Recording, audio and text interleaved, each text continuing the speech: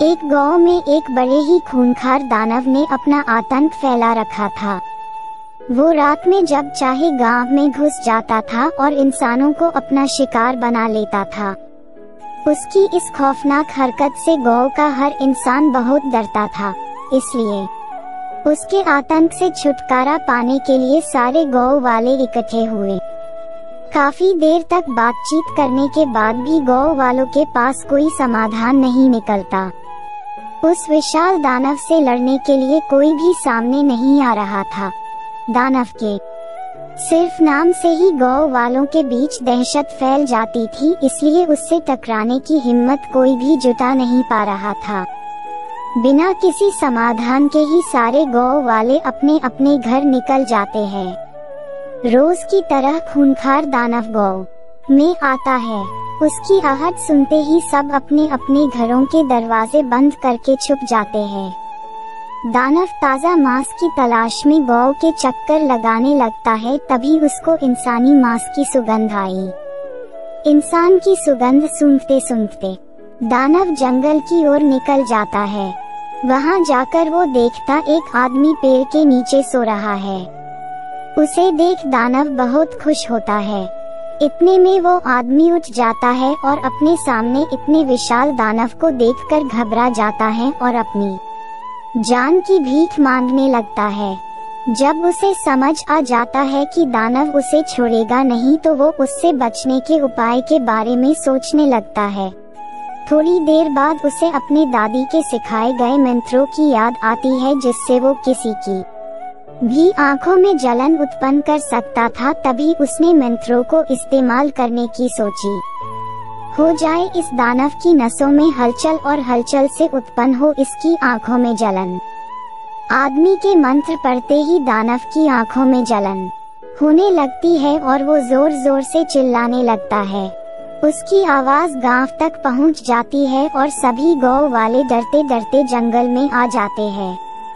जब वो सारे वहां पहुंचते हैं तो दानव की बुरी हालत देख वो सब हैरान हो जाते हैं। इतने में वो दानव वहां से दुम दबाकर भाग जाता है। तभी गांव वाले उस आदमी से उसके बारे में पूछते हैं, जिस पर वो कहता है, मैं व्यापार के लिए पास के ही गांव से आया हूँ। मैं शहर जा रहा था। रात बहुत हो गई थी तो मैंने सोचा कि मैं यहाँ थोड़ा आराम कर लूँ, लेकिन ये खूंखार दानव यहाँ आ गया। ये सुनाने के बाद गांव वालों ने उसे दानव को अकेले ही धूल चटाने का राज पूछा, जिस पर उसने बोला, आदमी बताता है मेरी दादी एक तांत्रिक है। उन्होंने मुझे अपनी सुरक्षा करने के लिए छोटे मोटे मंत्र सिखाए हुए हैं। उसकी की बदौलत आज मैं जिंदा हूँ। ये सब सुन गांव वालों ने उस आदमी से उनकी मदद करने की, जिस पर उस आदमी ने उन सब की मदद के लिए अपनी दादी को बुलाने का वादा किया।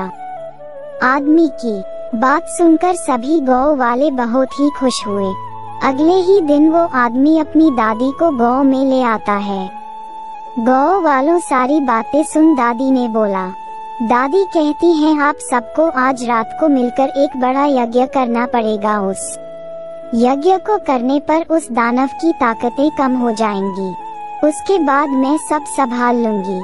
दादी की बात मानकर सब रात में यज्ञ करने की तैयारी शुरू कर देते हैं।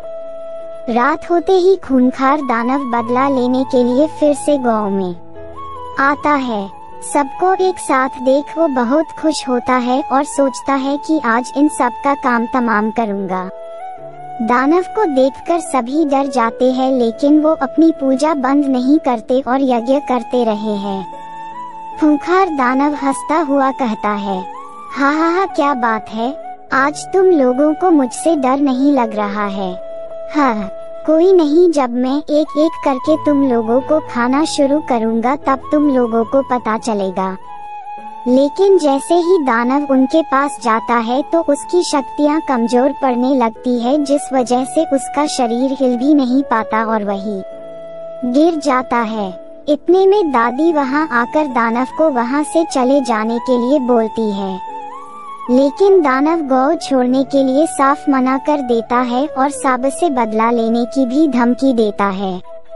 जिस पर दादी उसे बोलती है, मुझे पता है, तेरी जान तेरी नाभि में है, अगर मैं वहाँ वार करूँ तो तू अभी का अभी भगवान को प्यारा हो जाएगा। ये बात सुनकर दानव घबरा जाता है, लेकिन अपने घमंड में आकर वो गौ छोड़ने से मना कर देता है। ये देखकर दादी को बहुत ही गुस्सा आता है और वो दानव की नाभि पर अपने जादुई डंडे से वार कर देती है और दानव वही मर जाता है। ऐसे दानव अपने घमंड में चूर होकर अपनी मौत को खुद ही आमंत्रित कर देता है। इस कहानी से ये सीखने को मिलती है कि साथ मिलकर अगर कोई काम किया जाए तो उसमें सफलता जरूर मिलती है। तो दोस्तों, वीडियो अच्छी लगी तो लाइक करें और सब्सक्राइब करें हमारे चैनल नेशनल टीवी नंबर 1 को। धन्यवाद।